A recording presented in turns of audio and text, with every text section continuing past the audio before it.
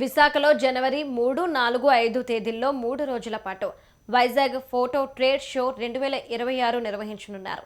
Visakha convention వేదికగా నిర్వహించనున్న ఈ ట్రేడ్ షో గోడ పత్రికను టీడీపీ జిల్లా అధ్యక్షులు చోడె వెంకట పట్టాభిరామ్ ఆవిష్కరించారు. ఫోటోగ్రాఫర్స్ అండ్ వీడియోగ్రాఫర్స్ అసోసియేషన్ ఆధ్వర్యంలో జరుగుతున్న ఈ ప్రదర్శనలో అధునాతన కెమెరాలు, టెక్నాలజీని ప్రదర్శించడంతో పాటు ఫోటోగ్రాఫర్లు, డిజైనర్లు, కంటెంట్ క్రియేటర్లను ఒకే వేదికపైకి తీసుకురానున్నారు.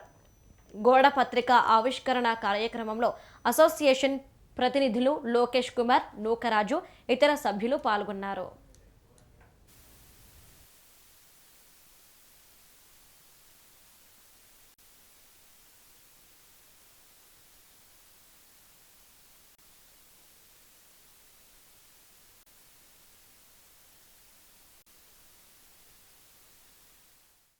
Professional photographers and videographer association Visakhapatnam ఆధ్వర్యంలో జనవరి 3, 4, 5 తేదీల్లో ఫోటో ట్రేడ్ షో నిర్వహిస్తున్నారు.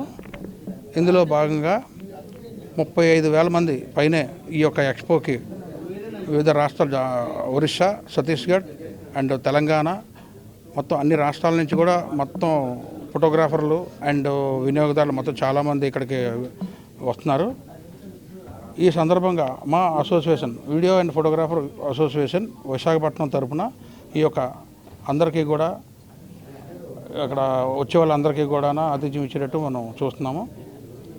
ఈ ఎక్స్పోని అందరూ కూడా వినియోగించుకోవాలని, విశాఖపట్నమే కాదు వివిధ రాష్ట్రాల్లో వచ్చిన ప్రతి ఒక్కరు కూడా ఈ ఎక్స్పోని మొత్తం 200 కంపెనీలు పైన ఒక ఫోటో గూడ్స్ సంబంధించి, అలాగే ప్రింటింగ్ సంబంధించి అన్నీ కూడా వస్తున్నారు.